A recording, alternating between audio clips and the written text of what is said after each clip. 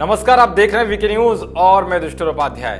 चांद पर तिरंगा लहराते देखने की 130 करोड़ भारतवासियों की आशा थी, अभिलाषा थी, लेकिन अचानक इसरो की ओर से जब 1:55 पर यह खबर आई कि लैंडर विक्रम से संपर्क टूट गया है, और वो तब जब लैंडर को चांद की सतह पर उतरने के लिए केवल 2.1 किलोमीटर की दूरी तय करनी थी। इस खबर ने दुनिया भर में मौजूद हर भारतीय को मायूस कर दिया। एक बार तो ऐसा लगा कि मानो वक्त ही ठहर गया हो।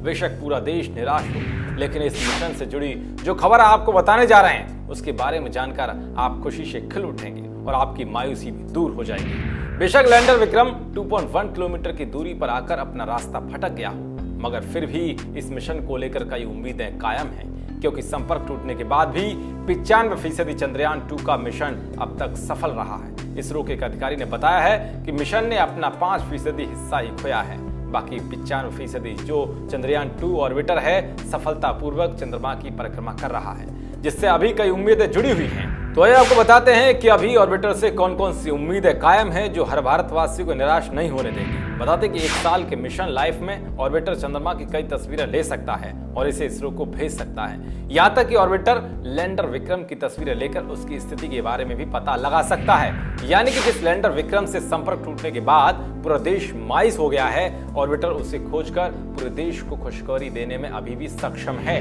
बता दें कि चंद्रयान 2 के 3 हिस्से थे: ऑर्बिटर, लैंडर विक्रम और रोवर प्रज्ञान। फिलहाल इसरो का लैंडर रोवर से संपर्क टूट गया है। लैंडर रोवर को 2 सितंबर को ऑर्बिटर से अलग किया गया था।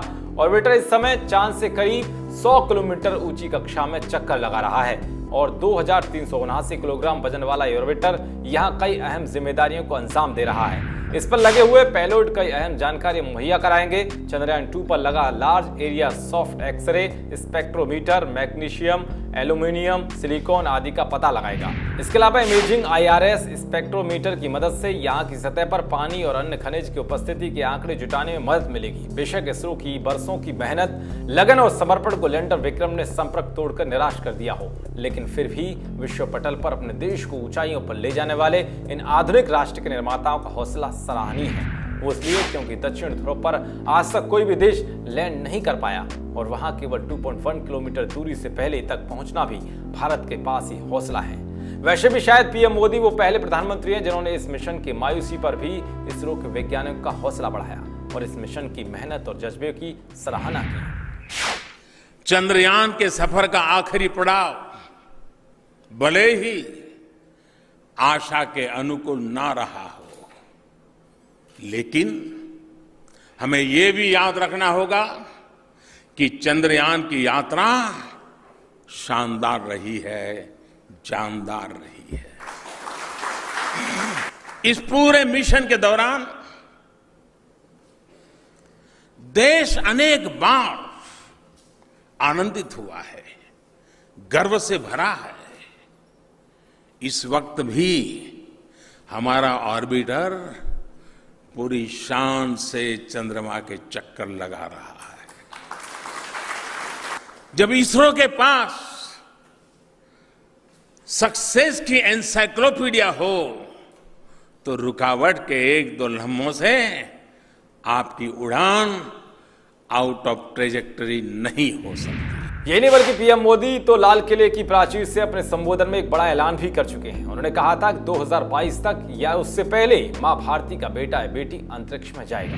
हमारा देश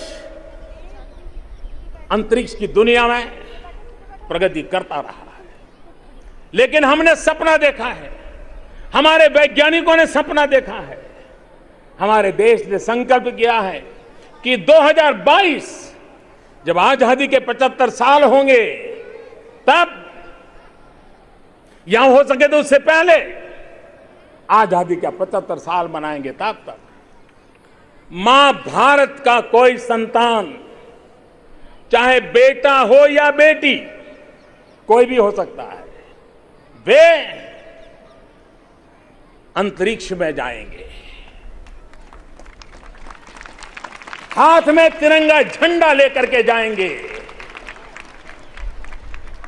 आजादी के 75 साल के पहले इस सपने को पूरा करना है। खैर, जो सपना भारत देख लेता है उसके लिए वो त्याग, लगन और मेहनत के दम पर पूरा करके ही दम लेता है। इतिहास में ऐसे कई उदाहरण हैं जिस काम के लिए दुनिया के बड़े से बड़े देश असफल रहे, उन्हें भारत ने सफल करके दिखाया।